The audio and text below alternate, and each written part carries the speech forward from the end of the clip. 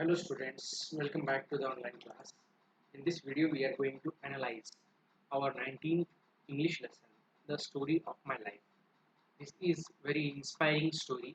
This story is of the writer Helen Keller. She was suffering from a disease. She was not able to hear, not able to see. And then also she wrote an autobiography. Now let us see the warm up. Here we will understand the difference between biography and autobiography. What is the difference between biography and autobiography? Biography is written on the life of a person by some other person, and autobiography is a book written on the life of a person by the same person. So, this book, The Story of My Life, this book is written by Helen Keller herself. So, it is autobiography. Which of the following is a biography? Here, three books are there. My Experiments with Truth. This is written by Mahatma Gandhi ji. So this is written by himself. This is why this is autobiography. Story of Manji, the Mountain Man. This book is a biography. This is not autobiography. So this is the answer here. Diary of a Young Girl. This is also diary by the writer of that diary, and this is also autobiography, not biography. Can you name any sportsman, artist, or musician who, in spite of a great handicap, rose to fame?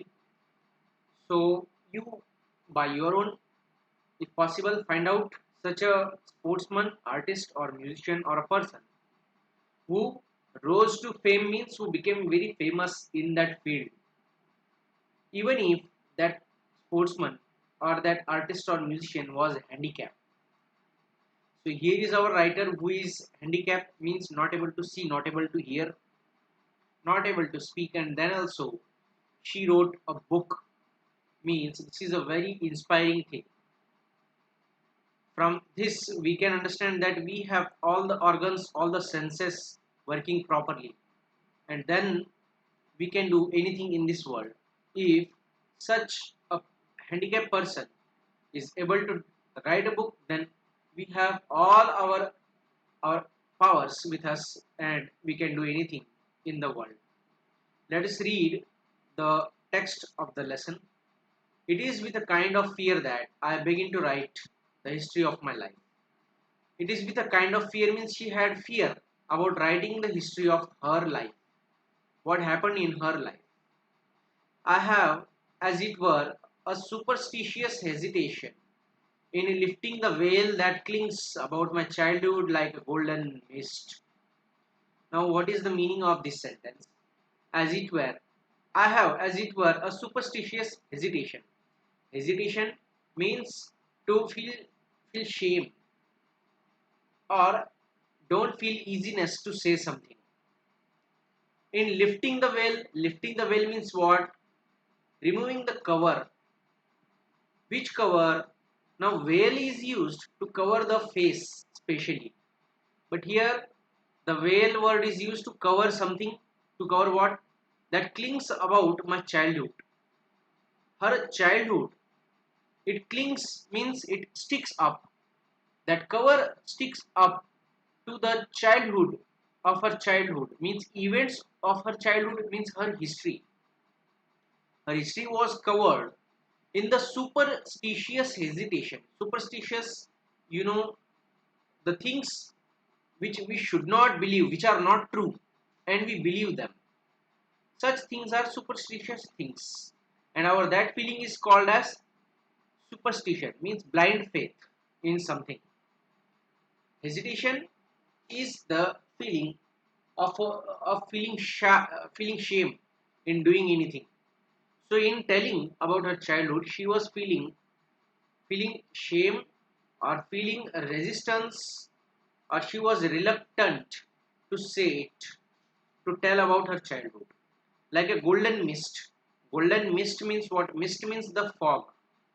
And it was like a golden mist, means no one is able to see out of the golden mist. The task of writing an autobiography is a difficult one.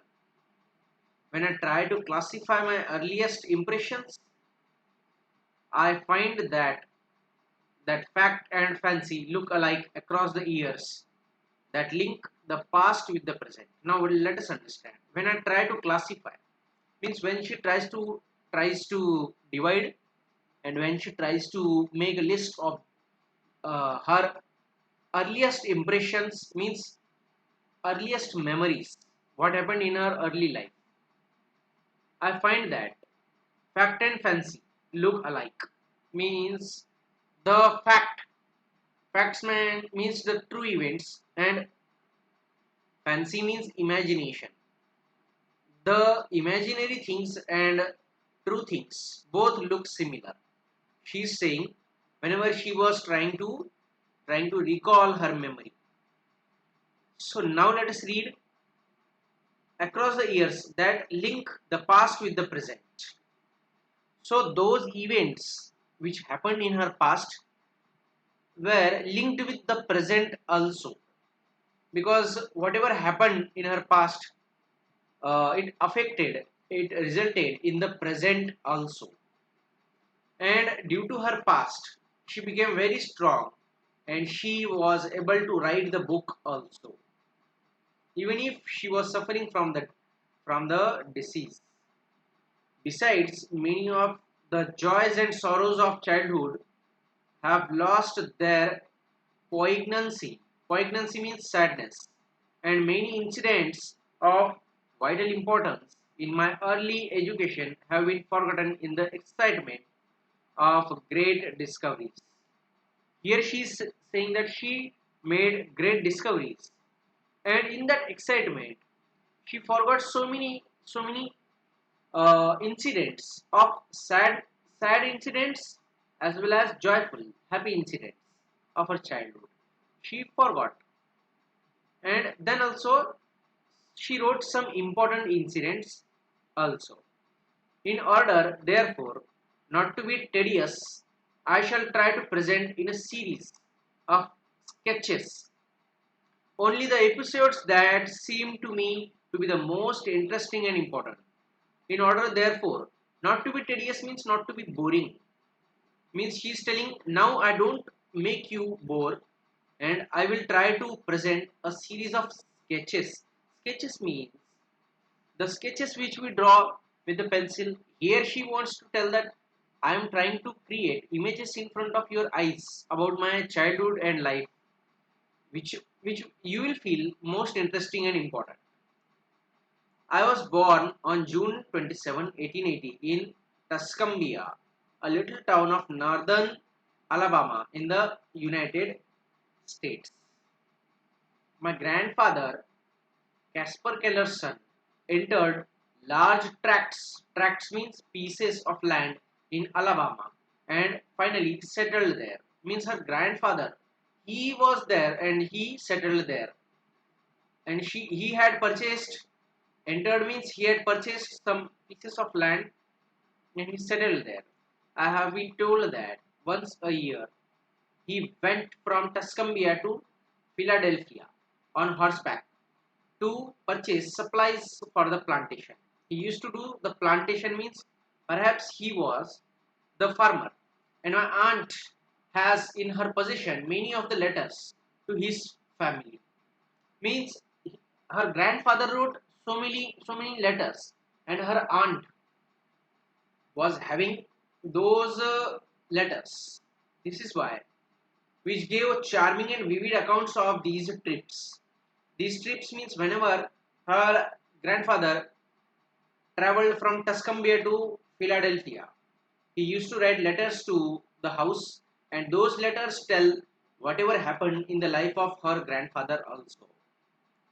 My father, Arthur H. Keller, was a captain in the Confederate Army, means of Union of States, Army of Union of States, and my mother, Kate Adams, was his second wife and many years younger. She was many years younger means her age was very less than compared to her father. Her father's name was Arthur H. Keller and her mother's name was Kate Adams. Her mother's age was less than her father, less than many years. I lived up to the time of the illness that deprived means made away me of my sight and hearing. Means she was not able to see. She lost the sight means she lost her power of seeing and hearing also. In a tiny house consisting of a large square room and a small one, in which the servant slept. So here she lived in a room, large square room, and a small room was also there. Here she lived when she was suffering from the illness, and due to that illness, she lost her sight, means seeing power and hearing power. It is a custom in the south to build a small house near the homestead. Homestead means house with land and buildings around as an annex. Annex means a joint building or a joint house to be used on occasion. Means this was the custom. This was uh, the regular practice. People used to do this thing. They used to tie a small house near a big house because in that small house they used to keep anything they required. Or if a ill person is there, they used to keep that ill person in that small house so that others will not suffer from that illness. It was completely covered with vines. Vines means those uh, long lines of the plants, long what you can call stems of the plants which climb on the poles or on the buildings, that are vines, climbing roses and honeysuckles. Honeysuckles is a yellow red smelling flower. From the garden it looked like an arbor. Arbor means place with roof climbing plants, a covered entrance. The little porch was a little porch.